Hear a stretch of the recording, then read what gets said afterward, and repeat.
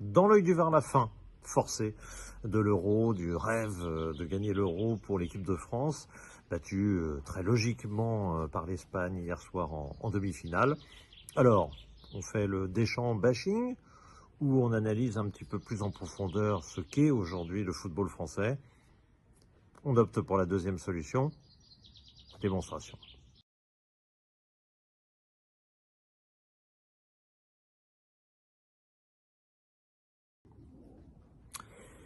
Les lendemains de défaite sont toujours des grands moments où beaucoup de gens se précipitent pour dire je l'avais dit.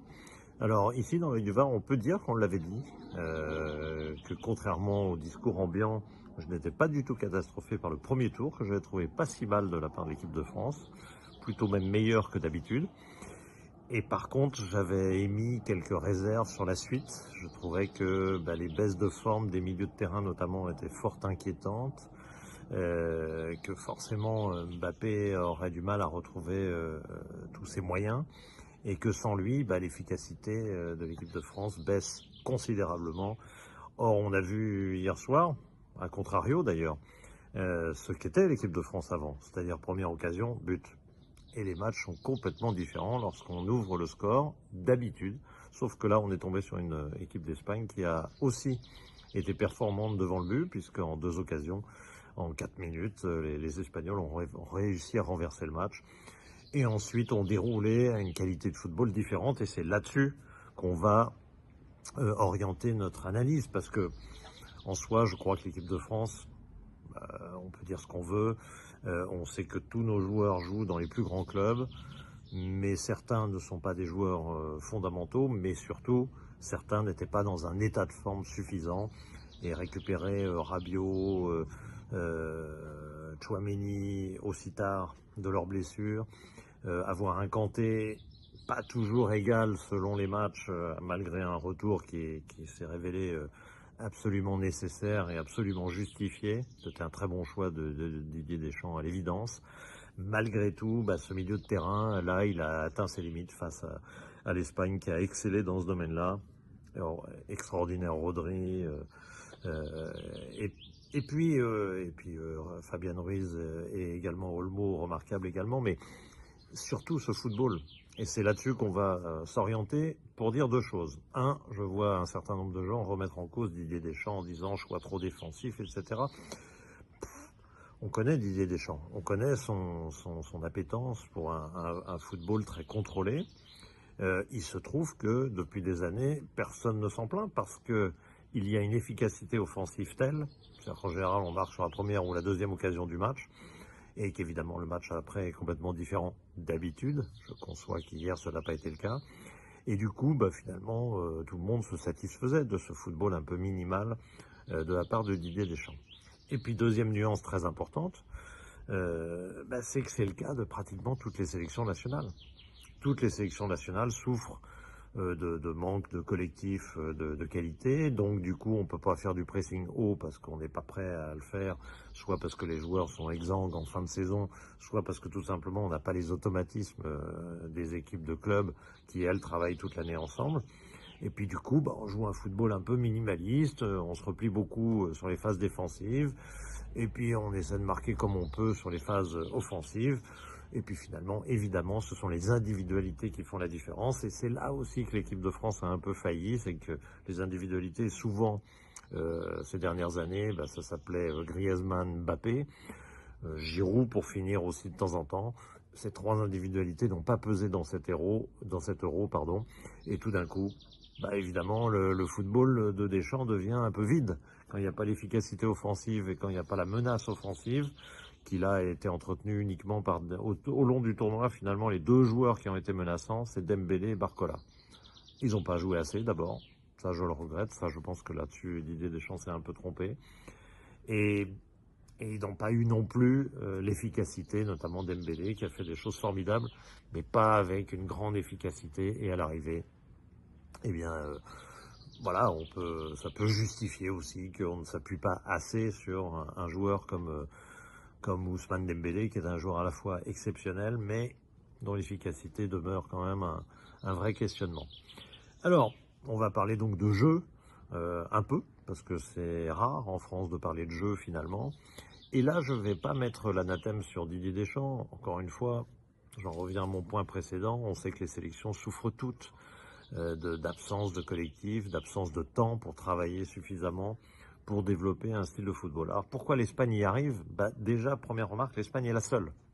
C'est l'unique équipe qui arrive à jouer un football qui ressemble à un football de club, et pour une bonne raison, c'est que si vous regardez un peu la Liga, la majorité des clubs espagnols, un peu moins l'Atlético, on en conviendra, l'Athletic Bilbao différemment aussi, bon bref, il y a des nuances, mais globalement, à peu près tout le monde joue un football qui ressemble à celui de l'équipe d'Espagne, et auquel donc les joueurs espagnols sont fondamentalement habitués. Et quand ils ne jouent pas en Espagne, ils jouent dans des clubs entraînés par Guardiola ou autres.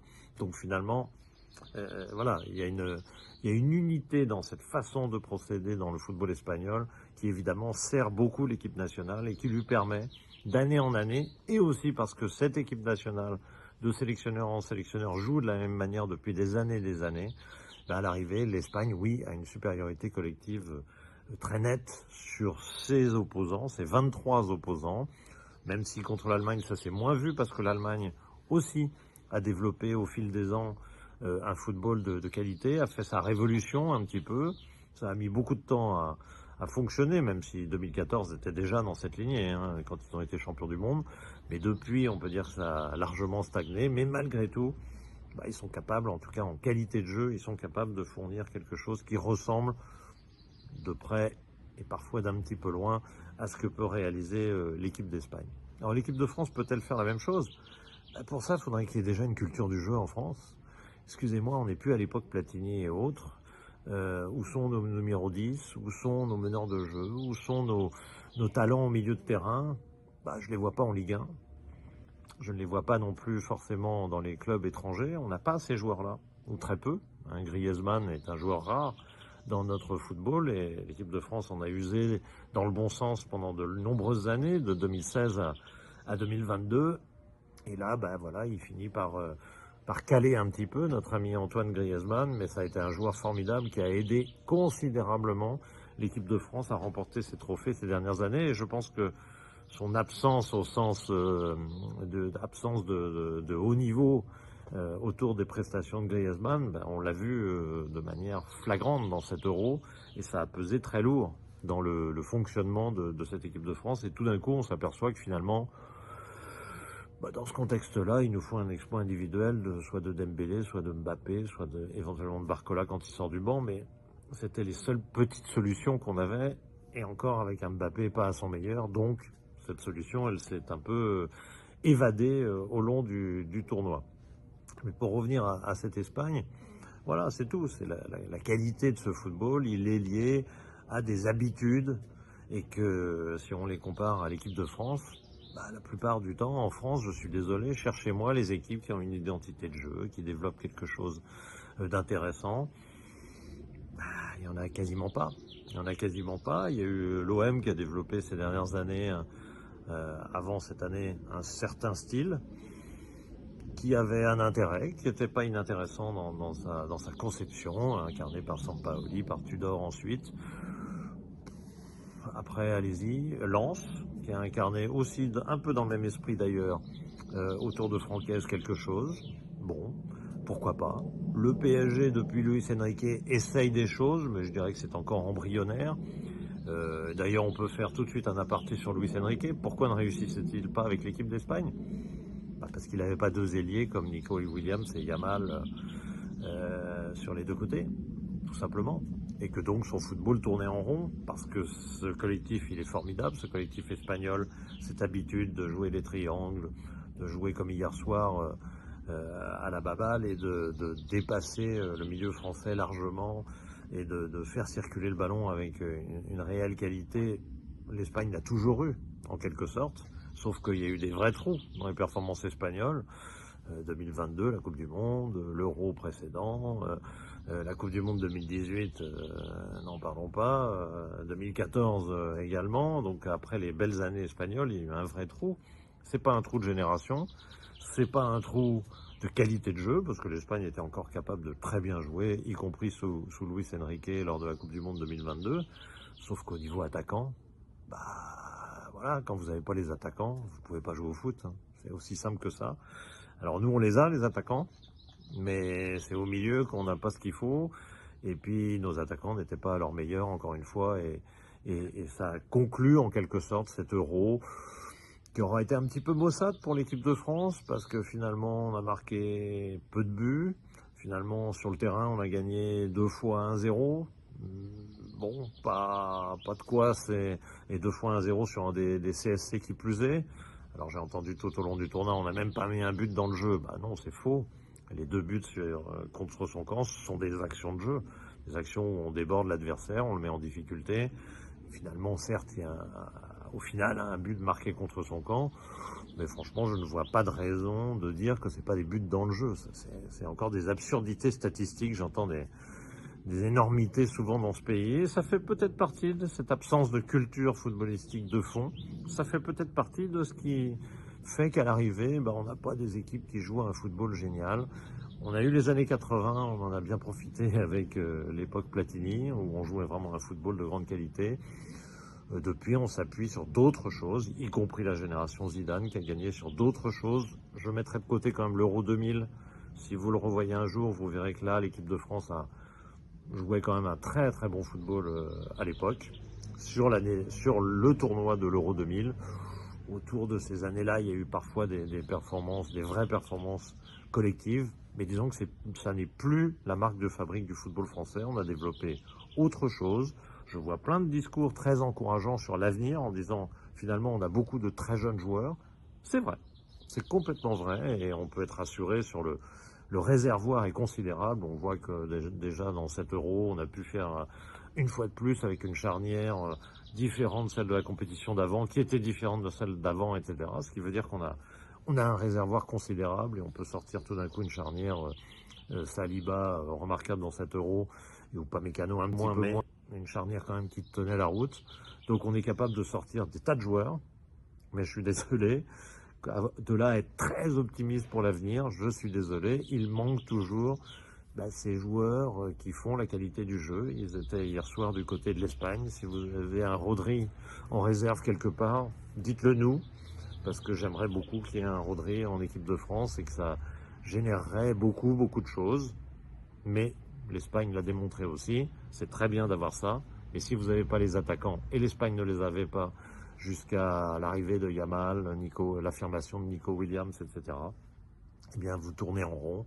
Là, l'Espagne n'a pas tourné en rond. Elle a battu l'équipe de France à la régulière. Elle peut en concevoir une grande fierté, car l'équipe de France, on peut dire ce qu'on veut. On peut être très critique. On peut dire que Deschamps, c'est nul, etc. Elle est très difficile à battre. Très difficile à battre. Et de compétition en compétition, on est toujours en finale, en demi-finale. Parfois une petite séance de tir au but pour nous abattre.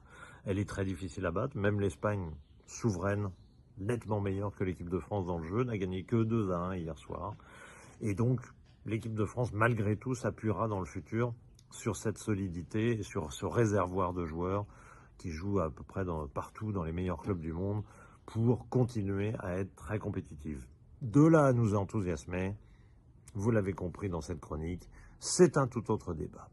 À suivre dans les qualifications pour la Coupe du Monde, qui ne poseront normalement pas de grands problèmes. On sait que maintenant se qualifier pour Euro ou Coupe du Monde n'est plus du tout une performance. C'est normalement assez aisé. L'Europe aura 16 places. Bon, je pense qu'on devrait y arriver. Et puis on verra si à la Coupe du Monde 2026, l'équipe de France relèvera le nouveau défi avec Didier Deschamps. Oui, j'en ai aucun doute. J'ai aucun doute là-dessus. Je ne vois pas la fédération changer de Kazakh ou de Poulain. Avant, je ne suis pas terrible en vocabulaire hippique, désolé. Je ne vois pas je ne crois pas qu'il y aura de changement profond, et je ne crois pas non plus qu'il y aura de changement profond dans l'ADN du foot français d'aujourd'hui, qui n'est pas basé sur la qualité du jeu. Et donc, ne vous attendez pas à ça. Par contre, des résultats, oui, c'est pas si mal que ça. On peut le dire quand même. Mais vous pouvez, évidemment, ne pas être d'accord. Merci à vous, et on se retrouve... si, quand même, il y a une finale à 7 €.